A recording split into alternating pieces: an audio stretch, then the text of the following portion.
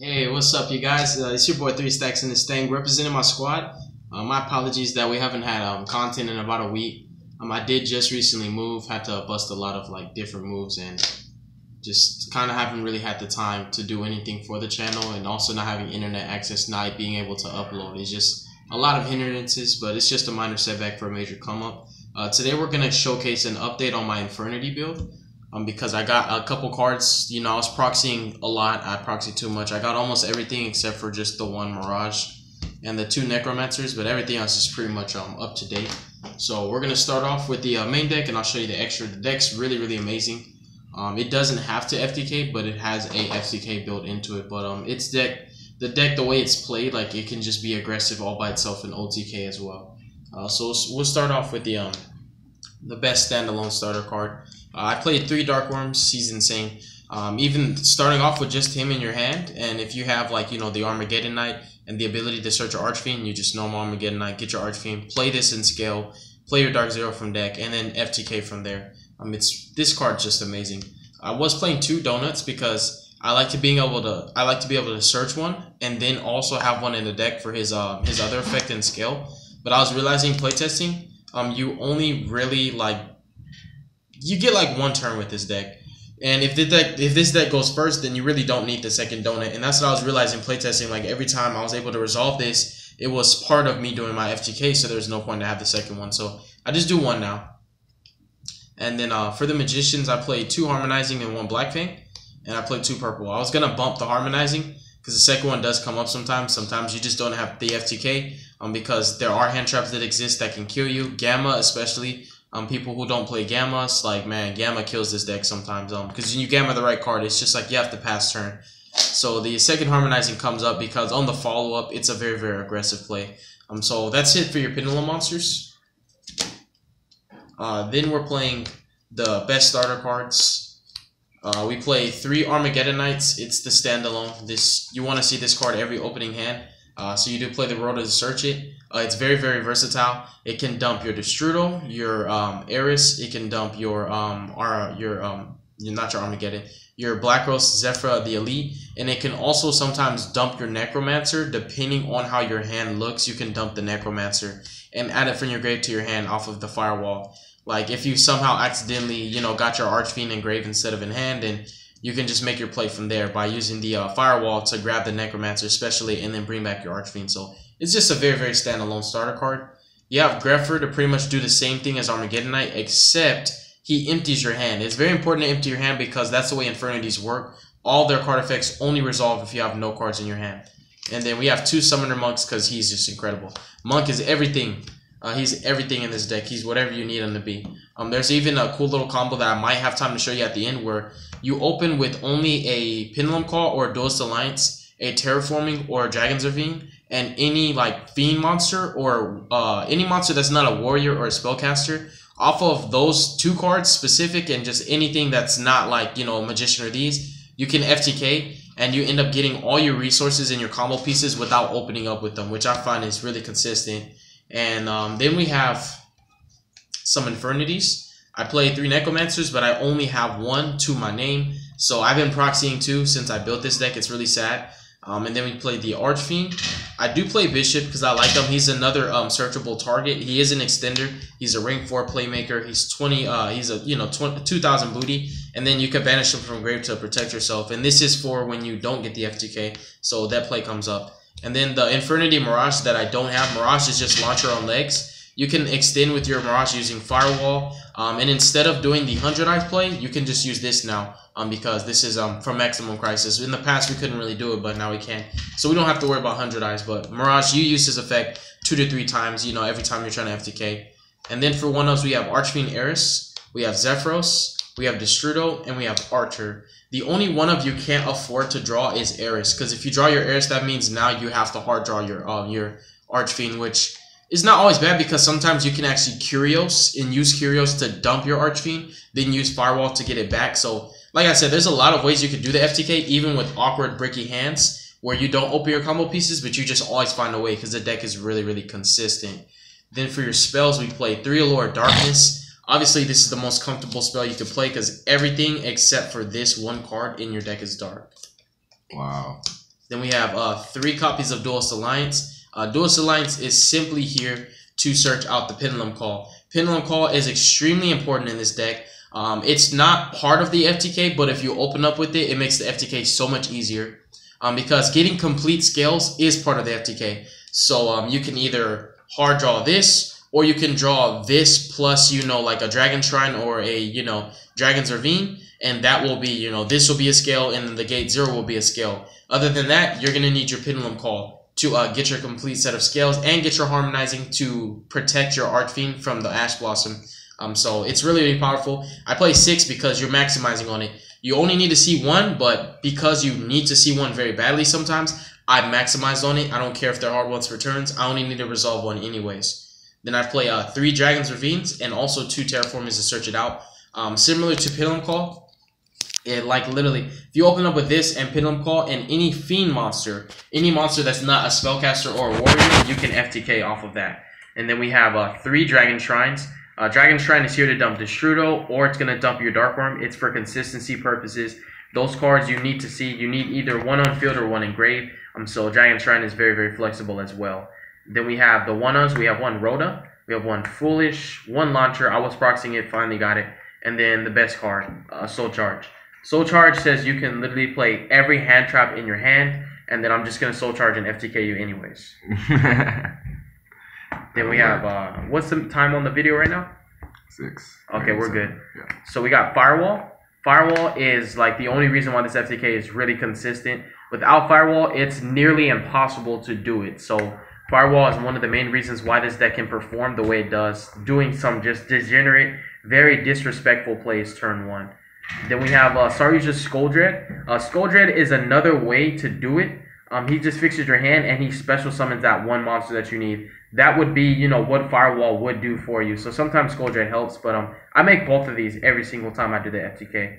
Then we have Curios. Curios is one of the ways to make your OTK, your FTK possible when you don't even have your combo pieces.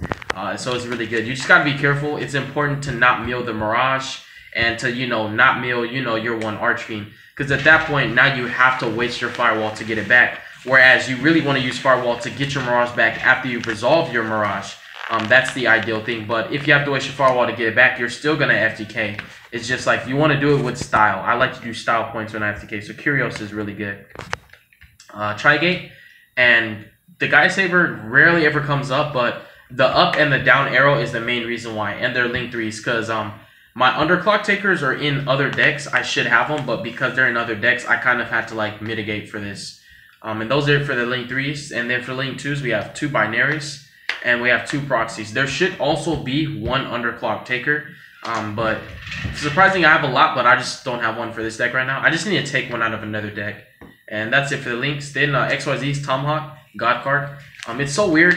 People think when you make Tomahawk in this deck, they're expecting some kind of like a Skuldred play. You're using this to either bring fodder for your Archer or to just literally go into your Firewall. And once you make Firewall, you can start winning from there.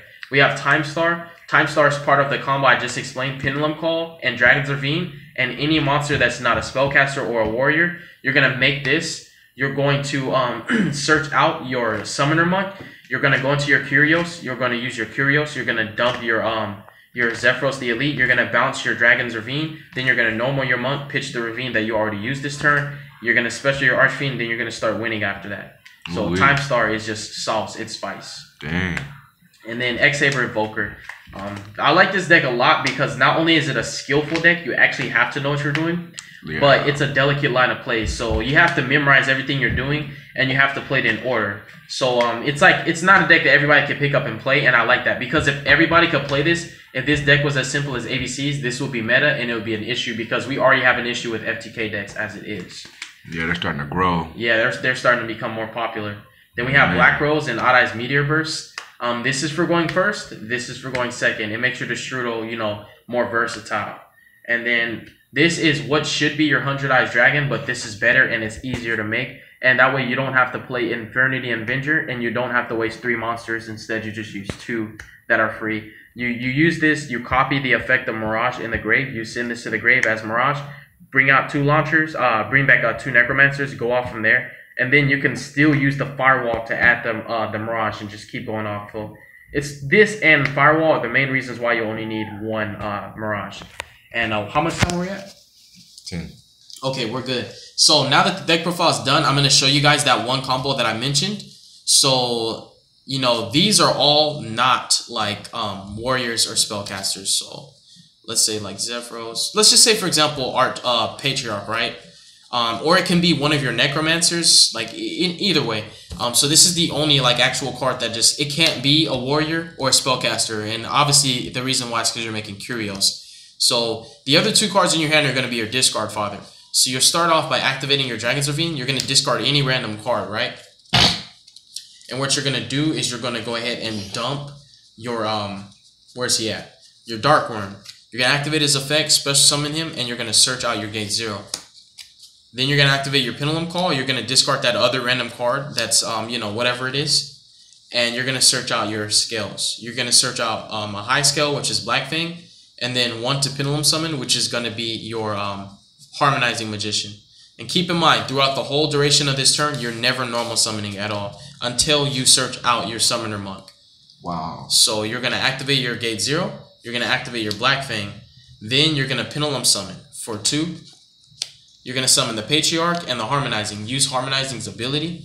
And you're going to grab a Purple Poison from your deck. And special summon it. Then what you're going to do is you're going to overlay the Purple Poison and the Harmonizing. Let's put it up here. And you're going to go into your Time Star Magician. You're going to activate his effect, Detach. He adds any dark spellcaster from your deck, extra deck, or your graveyard to your hand. What you're going to do is you're going to add your Summoner Monk. And keep in mind, I came up with this combo by accident. I developed this originally when I was testing, and I thought I bricked. And I always discover crazy combos when I think I brick, and I still play it out, and I learn something new. So this combo, you're not going to see it on any other channel. I always give credit where it's due. I do give a shout out to Flea, who is basically the Infernity god. That's what they call him, Demont Cole. Because he was my inspiration to play Infernities because of how long he's played it, how good he plays it. But this is not one of his combos. I developed this myself. So we're going to go ahead and Link Summon for 3. You have a Dragon, a Spellcaster, and a Fiend. These are all different types. This is going to go to your extra deck face up. And what you're going to Link Summon is going to be your Curios, obviously. Because Curios is about to make things just disgusting. What we're going to do here was we normally would dump Zephyros the Elite, but we don't need to. We're going to dump Destrudo. Then you would just mill top 3 of your deck, you know, do that as part of his ability that's mandatory. And, oh, I'm sorry, we don't dump the Destrudo. My bad. We dump the Zephyros. I was just talking about that. We do dump the Zephyros. Destrudo is going to come, I think, later. We dump the Destrudo. Yeah. So you're going to dump the Zephyros. Then we're going to activate Zephyros' effect. We're going to bounce Dragon's Ravine to our hand. We're going to special summon Zephyros. And remember, we never normal summon. So now we're going to normal summon our Summoner Monk. Use his effect, discard a spell. And we're going to special a level 4 monster from our deck. We're going to special the Archfiend. Now, his conditions have been, the conditions required have been fulfilled. We special summon him while we control no cards in our hand. So you're going to use his effect to search an Infernity. And we're going to search out the Necromancer that's not a proxy, which is going to be right here.